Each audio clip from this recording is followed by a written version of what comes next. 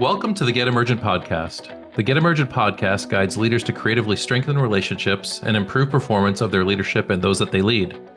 We like to provide concepts and ideas that you can turn into pragmatic experiments to help you develop your higher potential in your work and your leadership.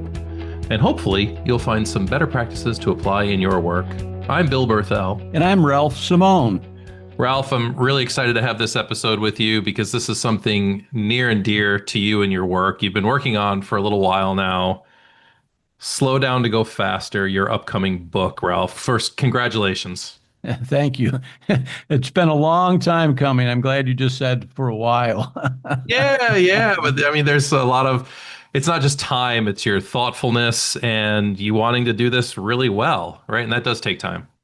Well, and I think it was the universe kind of helping me out with it because I worked on this, as you know, with my son, Rennie. Yeah. And so this has been really a fun project to partner with him on. And so had I gotten it out earlier, I may not have had the chance to collaborate with him the way we did. No, that's awesome. And our listeners probably would not know this, but Rennie supports our whole team with so many of his gifts, including his gift with the written word. He's helpful with much of our written material. So what an awesome project for the two of you to take on as father and son, and about a topic I think you both believe in and care about. I said it kind of quickly, but the title of the book is Slow Down to Go Faster. What does that mean? What is the book about, Ralph? First and foremost, we teach what we need to learn.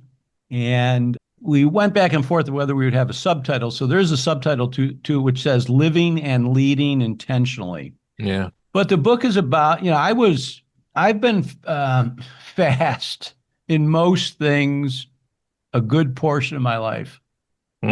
Fast eater, fast processor. I'm not saying got to the answer correctly, but, quick to be ready, quick to be on to the next thing. And at some point in time, it occurred to me that was not serving me very well, and that I was actually being too fast, and I wasn't experiencing the moment or the people or the processes that were right in front of me. And in my mind or intuitively, maybe it was a whisper into my soul, I heard this message years ago. There's got to be a better way, because Slow Down to Go Faster has been my mantra since at least 1996 or 97. Actually read it in a book on the martial arts. It was actually a book written by Chuck Norris.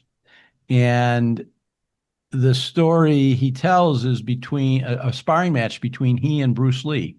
And for those that don't know the martial arts, Bruce Lee probably inarguably was a more gifted, more talented martial artist, quicker, faster with strikes. Yeah.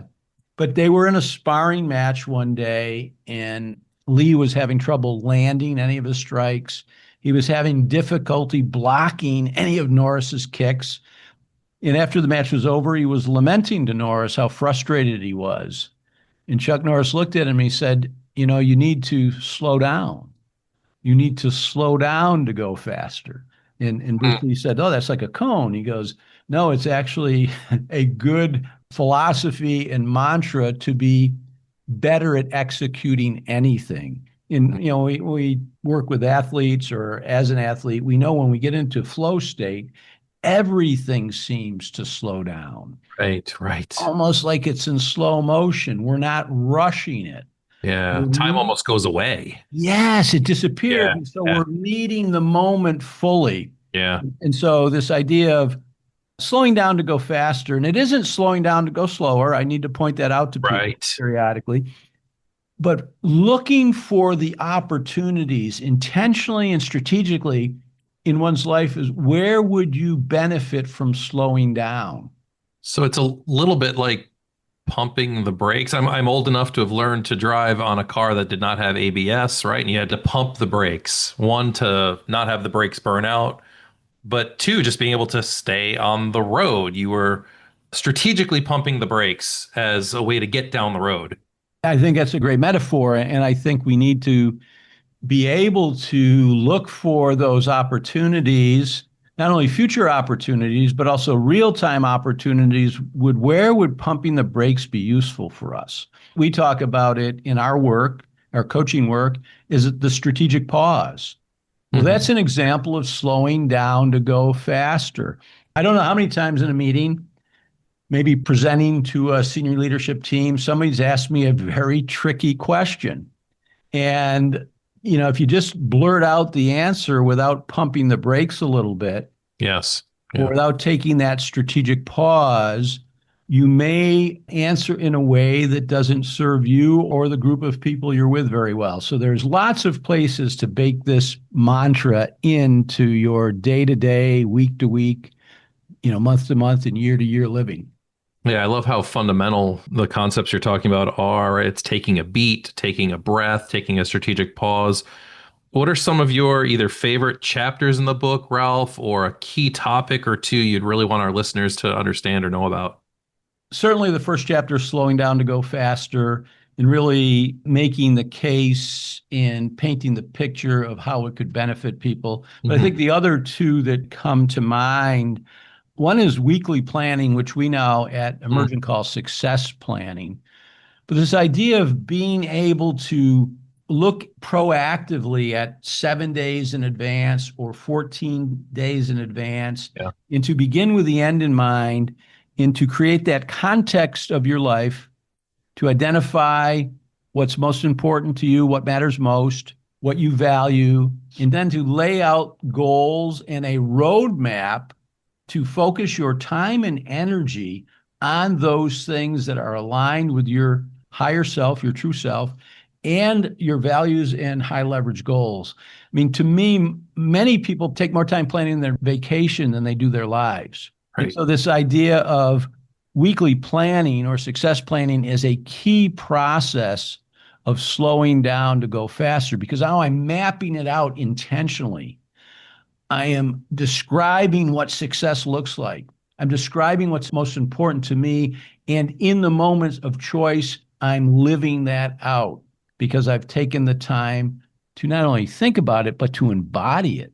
Mhm. There's a key piece you talked about having that aligned with your purpose. And I'm going to assume that in a chapter before weekly planning, you do that work or you make that point. It's chapter two, True North. Absolutely. We take Yeah. that whole chapter actually takes people through the process of reflecting on what true north is for them at this point in time. Yeah. Their sense of purpose, their self-selected values by which they want to make all choices, right? Conscious choice in their life. So the True North lays that out, right? That's the beacon. I was a student of Stephen Covey for years. I was certified in delivering the 7 habits of highly effective people. And, he would say, begin with the end in mind.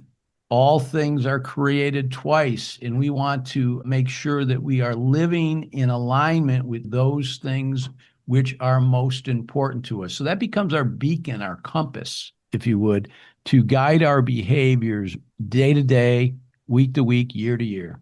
I love how you just made that more approachable than I sometimes have read or heard about that idea of purpose is I think you just said for what's important to you right now. It doesn't have to be the big P purpose. It could be a more lowercase p. That's really okay. I think a lot of people get hung up on the big P. Yeah, I yeah. think a lot of people get hung up on my one purpose as opposed to a sense of purpose. I think a lot of people don't put pen to paper because of the finality of it, Yes. or this has to be perfect, or the perfection of it. And I think what we do in certainly chapter 2 is we say, get something down that will guide you in a way that will allow you to get more of what you want in a way that allows you to get it again and again and again. And that's the purpose. But in order to take that time, you have to intentionally slow down. So what are you most proud of with this book? Finishing it, I think, would be the first thing. But you asked me previously, another favorite chapter Yeah. is I got out of my own way long enough to finish it. That's cool. One of the things that, we address as coaches is the limiting beliefs that all of us have that prevent us from getting into action. And I used to kid about this. I kid about it less, that I'd say I'm the fourth best writer in my family. Mm. I've had people scratch their head and say, yeah, there's only four of you. I said, exactly. And so I never saw myself as being a good writer. And Hmm. for a long time, that got in the way of me starting and certainly finishing, Yeah, because I had this view, who's going to read it? Is it good enough?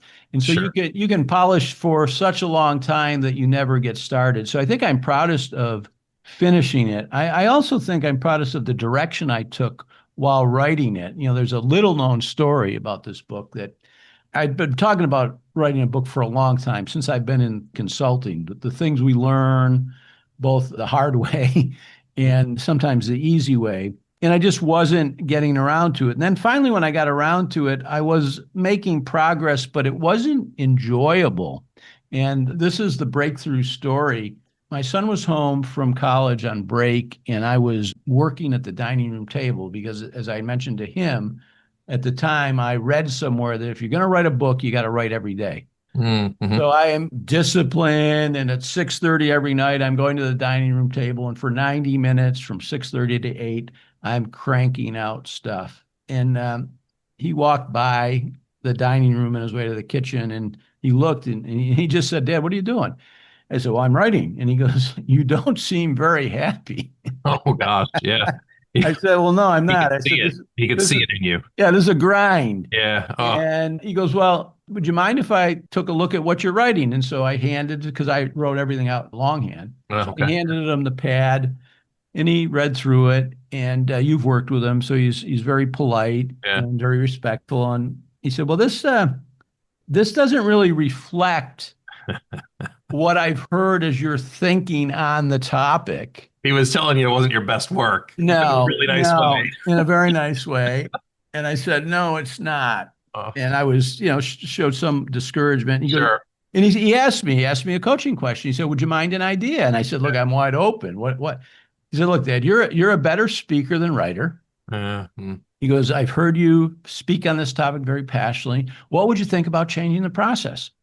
I said, "I'm still all ears, right? I'm still all ears, because I need something to get me past this impasse." He said, "Why don't you record the book, your Mm. thoughts, just in your iPhone in the memo section, and then send those recordings to a transcription service, AI, actually, this was AI, Right. and that's your first draft." Hmm. And you could see me, just the energy get greater, kind of this weight Mm. being lifted. And I was probably a little embarrassed. I hadn't thought of the idea. And it was from there we really started to make progress. So it was really kind of cool. It was fun. It was fun to dictate the chat. I'd create an outline, right? What's the main point? Yes. I'd Yeah. think of the stories that would support it. And then I'd do a 3-mile walk in my neighborhood. Usually I did it walking, and I Yeah. would dictate the chapter, send it to transcription. I had a good friend of mine who knew I was working on it. I'd send him the tapes. He'd give me a little feedback. That was when momentum really started so I had to get out of my own way. I had to get out of my way of what I thought I needed to do. Yes. And I had to be open to some coaching and some feedback as to how I might get it done in a different manner. Yeah. So getting out of your own way, another chapter from your new book coming out, Slow Down to Go Faster. What other key topics or favorite stories from the book, without giving away too much? We'll want folks to pick up your book. Well, it seems like I should be like an eighth degree black belt in karate, because I do have a lot of inspiration. So the inspiration for the book title comes from Chuck Norris. Yeah. There's a title for chapter 7. I think it's Bridging the Gap. Yeah. And that's also based on a story of Bruce Lee. It was on a 30 for 30 documentary on ESPN. And he talked about this concept of, when you're sparring with somebody, bridging the gap. And there's actually a trust and collaboration that exists among sparrers, people that are in a sparring match. And in order for both to get the most out of it, so you have to bridge that gap. You can't keep this distance, right? You have to mix it up. But there Right. has to be a cooperative and collaborative trust that exists among both parties to get better. And as I think about one of the challenges we have in a lot of our relationships is that we don't bridge that trust gap. Mm, We keep our guard, we keep our mask on, we keep our armor up. And therefore, we're never vulnerable to actually build that trust, which requires us to slow down a little bit. But once that trust is built, and we've all experienced these trusting relationships, then we can move at warp speed. yeah. But it requires us to get out of our own way, to take our mask, remove our armor, to be a little bit vulnerable, to be a little bit tender. But when that happens, we can speed up at speeds that we've never anticipated. I mean, that alone, that story is a thimble full of slow down to go faster. We have to slow down a little bit to have that vulnerability, build that trust, then we go faster. Absolutely. Certainly, we slow down when big life moments hit us, Yeah. but this is really about slowing down throughout our lifetime. It's slowing down between meetings. I mean, there's some very pragmatic tips in this. Post COVID, I think people schedule their time actually less effectively than they did pre COVID. Mm, So, a lot of people who are still working remotely, hmm. there's no travel time. So, they'll just schedule back to back to back to back meetings. Yeah. Yes. So, Yes. there's no downtime. There's no Right. 2 minutes, 5 minutes in between to slow down, to take a deep breath, and to reflect on what's your intention for the meeting Yes. and how do you need to show up in that meeting to realize that intention. So again, being very intentional, but building these buffers in. That's why, we like to start a lot of meetings that we run. We might do a reading and have a reflection on the reading, or we might take a minute or two of just quiet time. Hmm. Allow people to collect themselves, to let go of where they've come from, Right. to get their head around where they are, Yeah. and to be very intentional about what they want to accomplish. And I can hear, the people in the cheap seats saying, "Well, we got stuff to do. We don't have time to pause. We don't have time to reflect."